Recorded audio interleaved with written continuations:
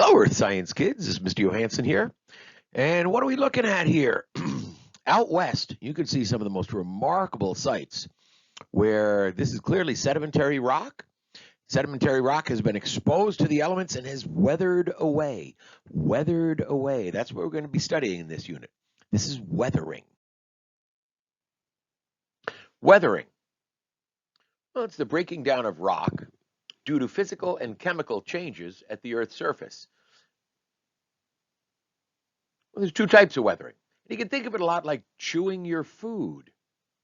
First is physical weathering, the breaking of rocks into smaller pieces. When you take a bite of something, if you take a bite of an apple, your body is not going to be happy with digesting a huge chunk of apple because digestion can only happen at the surface. So it wants you to break that into a lot of small chunks, very small chunks, because then you have a huge amount of surface area. So that's what physical weathering is doing, breaking the rocks into smaller particles.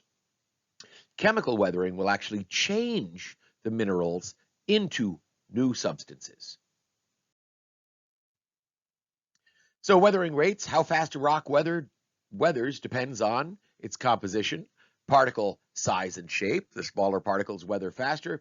Climate has a huge impact on it. So in terms of the composition, some minerals are harder than others. Hard minerals weather slowly. Soft minerals weather quickly. Rocks, therefore, will have various resistance to weathering. Particle size, the more of a material that's broken up, more surface area exposed to weathering. Therefore, the smaller the particle size, the greater the rate of weathering. Think of it like if you were trying to melt butter in a fry pan.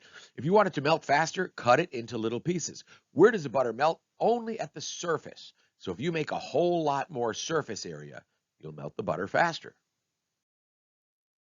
In the climate, well, precipitation and temperature are the major parts of the climate that control how weathering works. So in general, the more water, the more weathering. Water and weathering really go together.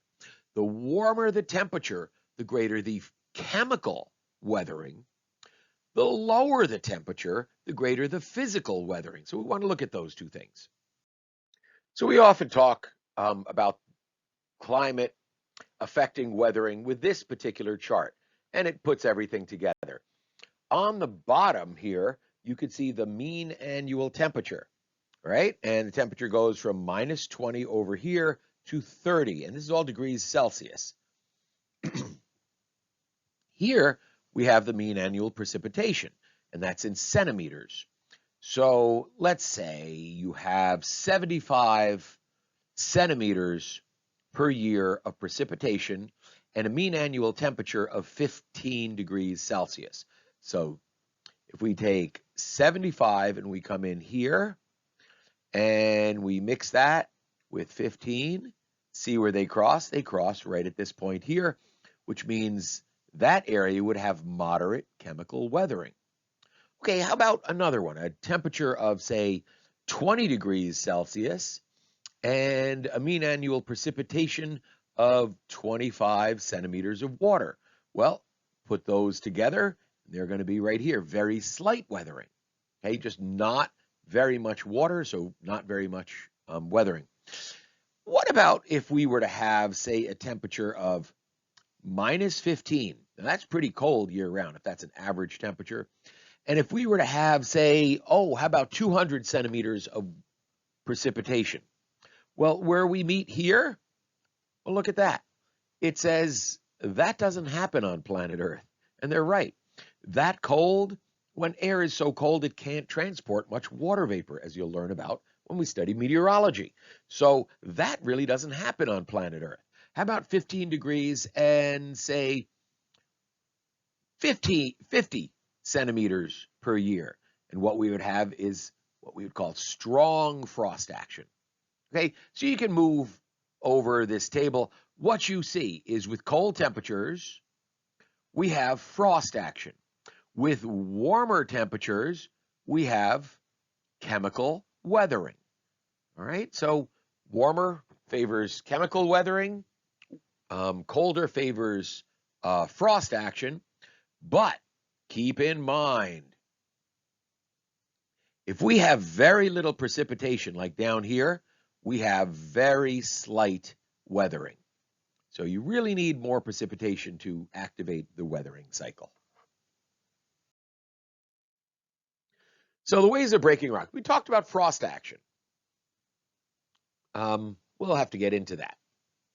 Plant roots.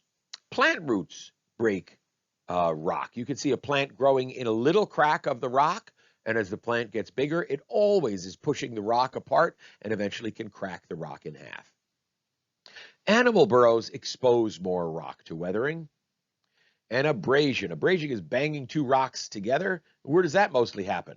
Correct, in streams. So what is this frost action? Well, this occurs when liquid water seeps into cracks in rock and freezes. When water freezes, it expands and it'll widen the crack. So over time, this can break up the rock. Frost action. Where do we see a lot of frost action? Well, we see it certainly in rocks, but we also see it on our roads.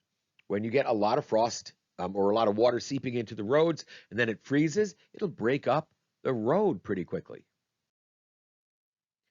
Okay, so we can see some frost action right in here, breaking the rock, and you see this is next. These lines get water in them, and they'll continue to crack. Same with this sort of stuff, but look at that. In the road, as water seeps into these areas and freezes, it will continuously work at breaking the road apart. Plant roots, okay, just what we said. As the plant grows, it sends roots into the cracks of the rock. The continuous pressure of these roots, as the roots get bigger and bigger, will eventually push the rock apart.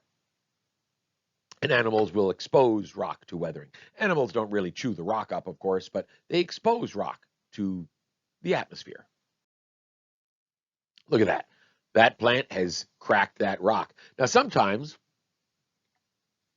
you'll see a rock like that out in the woods, and it's broken, but there's no plant on it. Well, these rocks have been exposed for 10,000 years since the last glacier was here. Do you suppose in that time a few plants have grown on them, maybe cracked them?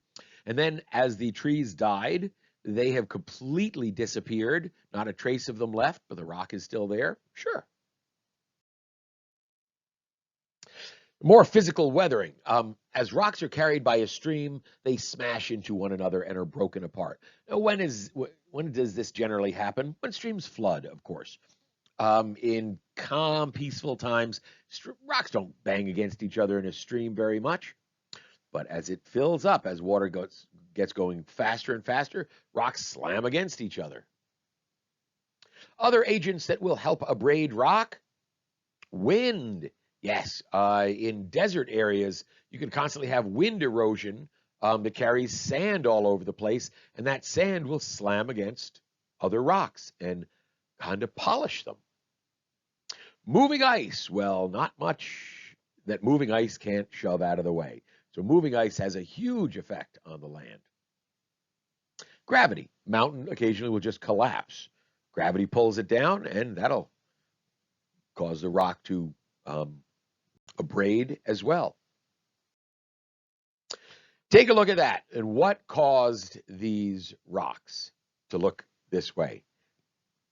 Anybody who's grown up around the river at all will know that these are river polished rocks. These are rocks that have been tumbled along the bottom of streams and rivers for so long that they get generally rounded. As rocks break down, they form regolith, which is on its way to becoming soil.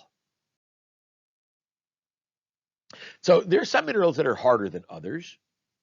Quartz and feldspar are very hard of the typical minerals, and so they do not physically weather very much. They really resist the physical weathering. Softer minerals like mica are quickly broken apart at the surface. So rocks weather at their surfaces. The surface area is the amount of rock actually touching the air. Breaking the rock into smaller pieces will increase the surface area. So the more surface area, the faster the rock weathers. So you might see a question where they show you a big boulder and a pile of rubble and say, these are equal masses of the same type of rock. Which weathers faster? Well, Clearly, the big boulder is only weathering at its surface, so not so fast there. But the big pile of chunks of rock, there's a lot more surface area, so that'll weather away quickly. Well, chemical weathering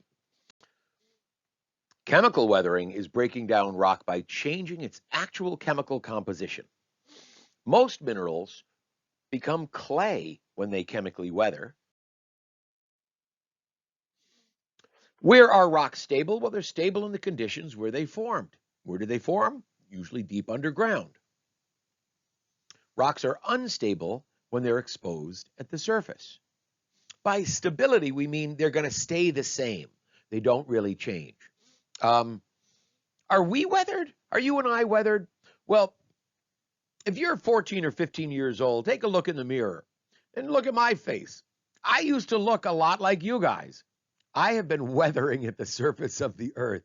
We weather. The earth's surface is rough on us. Think of how many snowstorms, how many suns or noontime suns have shone on my face, how much wind has gone across my face. It all leaves its mark. So just weathering. We weather. Everything weathers. If you find a tractor that has been left out for 50 years, does it look the same as a brand new tractor? It's weathered. So weathering happens. Oxygen, carbon dioxide, water, these things really act to weather, even aside from the physical processes that beat rock up. So quartz versus other minerals. Almost all the other minerals become clay when they chemically weather. So they get broken into little chunks, they chemically weather, they turn into clay. A whole mountain will become clay. What else? Well, what happens to the quartz? Remember, quartz is made of this stuff called silica tetrahedrons, right? A four-sided pyramid. Well, those triangles, those pyramid shapes, are very resistant to changes. So they don't chemically weather, and they hardly physically weather. So quartz is so tough on the surface that you can't break it down. So what happens to it? All the other minerals fall apart and leaving the crystal of quartz basically alone. And so the crystal of quartz falls out. What do you call it? Sand. Something else happens to limestone. Limestone does not physically weather very well. It's very hard. It doesn't like to physically weather. However, acids will dissolve limestone. And it turns out that ordinary rainwater absorbs a little bit of carbon dioxide, becomes something called carbonic acid. And you could also get sulfur and nitrogen forming weak acids too in the atmosphere, and that will cause limestone to weather, to chemically weather. So the acids are extremely weak. When you get this stuff on you, it's not going to, you'll never notice that there's an acid on you. So it takes a very, very long time to break down. But here on the earth, what do we have? A long time. So this is how, like, you form these huge caves in limestone. Like that. These are all chemically weathered limestone. Absolutely beautiful. So where do we find chemical weathering? Well, the goofy story I always like to tell is, the other day I discovered something amazing. Do you know that when you're done eating on a plate, instead of just brushing it off and putting it away in the cabinet, if you use water, yes, water on it, you can clean that? And another amazing discovery. What kind of water cleans it the best? Hot water. Well, okay, that's goofy, but yeah, what are you doing when you're washing your dishes? You're chemically weathering the food off the dishes. And what kind of stuff works well? Well, if you wash your dishes without water, I'm not coming over to your house to eat. You wash your dishes with water, because water, especially hot water, works much better than anything else to remove stuff. A little soap doesn't hurt either. So chemical weathering will work much faster in warm environments, just like warm water will wash your dishes much better than cold water.